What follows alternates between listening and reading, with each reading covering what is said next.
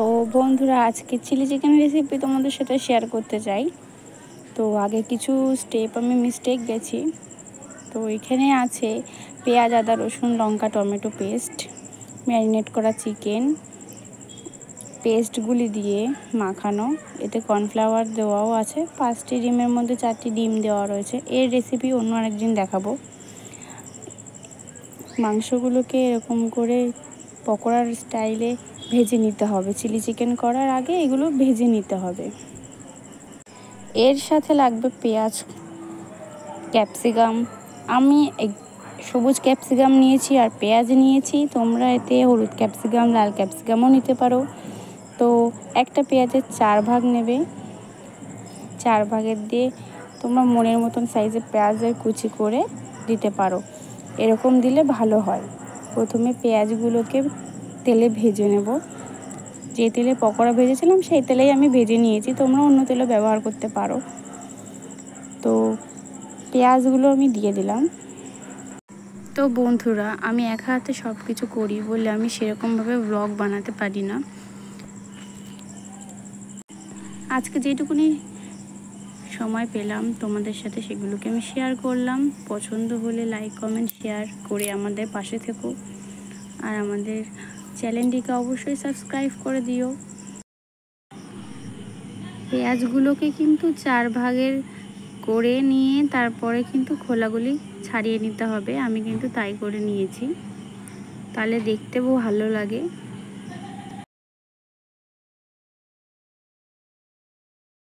পেঁয়াজগুলোকে কিন্তু ভালো করে নাড়াচাড়া করে নিতে হবে, তারপরে কিন্তু ক্যাপসিকামগুলো দিতে হবে। নয়তো পেঁয়াজগুলো ভাজা হবে না, ক্যাপসিকামগুলো ঠিক মতন ভাজা হবে না।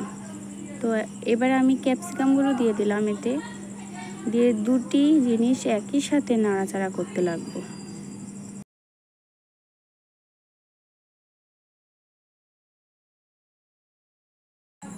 খুব সহজেই কিন্তু ঘরোয়া উপায় দিয়ে কিছু জিনিস দিয়ে তোমরা চিলি চিকেন খুব সহজেই বানাতে পারবে। ভিডিওতে আমার কোনো জায়গায় কোনো কিছু ভুল থাকলে তোমরা কিন্তু অবশ্যই কমেন্টে আমাকে জানিও। আমি কিন্তু প্রথমবার ভিডিও করছি, শেখার তো কোনো বয়স হয় না। তোমাদের কাছ থেকে কিন্তু আমি শিখবো জিনিসটি, কিভাবে ভিডিও করতে হয়, কিভাবে এডিট করতে হয়। তোমরা পারলে কমেন্ট সেকশনে জানিয়ে আমাকে সাহায্য করতেই পারো। তোমাদের একটু সাহায্যতে কিন্তু আমরা অনেক দূর যেতে পারি। এটি কিন্তু ঘন ঘন নাড়াচাড়া করতে হবে, নয়তো তলায় লেগে যাবে, পুড়ে যাবে, জিনিসটি খেতে ভালো হবে না।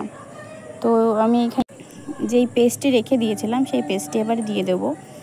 এতে শুকনো লঙ্কা আছে, পেঁয়াজ, আদা, রসুন, জিরে আছে। তারপরে দিয়ে দেবো পরিমাণ মতন হলুদ।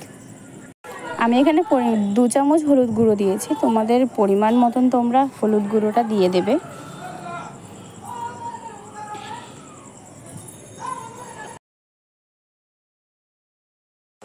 তো আমি এবার দিয়ে দেবো স্বাদ মতো নুন। নুনটা কিন্তু অল্প করে দেবে, কারণ ম্যারিনেট করা যে পকোড়াটি আমরা ভেজেছিলাম ওতে কিন্তু আগে থাকতে অল্প করে নুন দেওয়া থাকে, সেই জন্য। তারপরে আরও চিলি সস, সয়া সস এগুলো কিন্তু পড়বে। এই সসের ভেতরেও কিন্তু অনেক পরিমাণে নুন থাকে। তো নুনটি কিন্তু প্রথমে অল্প করেই দেবে, নয়তো জিনিসটি পুড়ে যাবে, নুনে খাওয়া যাবে না। এবারে দিয়ে দেবো টমেটো কেচাপ। আমি এখানে ছোট প্যাকেট নিয়েছি, তোমাদের যত পরিমাণে লাগবে তোমরা সেরকম পরিমাণ বুঝে দেবে।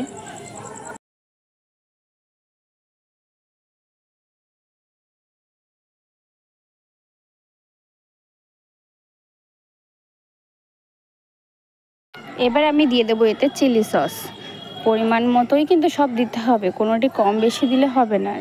চিলি সসটি দেওয়ার পরে ভালো মতন এটা নাড়তে হবে। তারপরে দিয়ে দিলাম পরিমাণ মতন সয়া সস। এটি কিন্তু ঘন ঘন নাড়তে হবে, নয়তো তলায় লেগে যাবে আর জিনিসটি পুড়ে যাবে। পুরো মশলাটি কিন্তু লো ফ্লেমে কষাতে হবে, ভালো মতন করে কষাতে হবে, নয়তো মশলাটি তলায় লেগে যেতে পারে এবং পুড়েও যেতে পারে।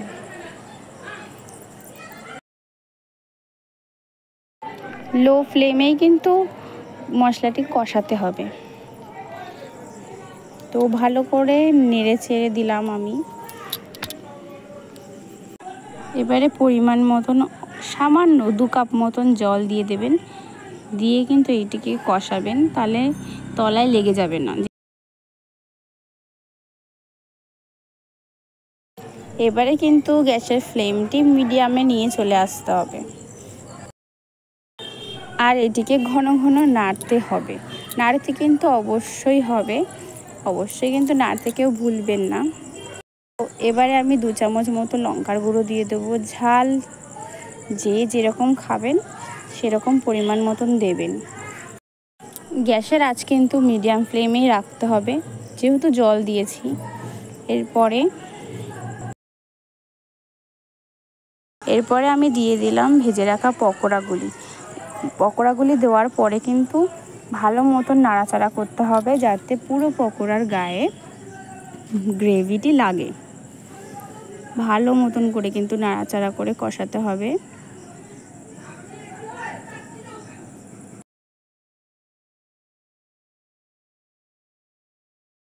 ভালো মতো নাড়াচাড়া করতে হবে। এরপরে চিনিটি কিন্তু অবশ্যই দিতে হবে, পরিমাণ মতন চিনি দিতে হবে। চিলি চিকেনে কিন্তু টক ঝাল মিষ্টি সব রকমই লাগে।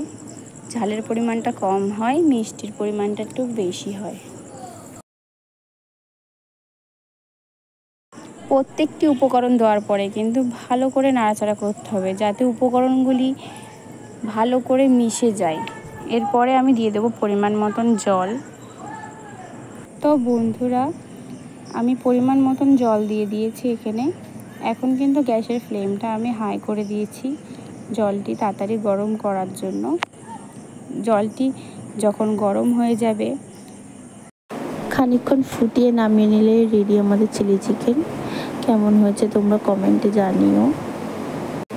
তো গ্রেভিটি কিন্তু খুব বেশি গাঢ়ও হবে না, খুব বেশি ঝোলও হবে না, থকথকে থাকবে।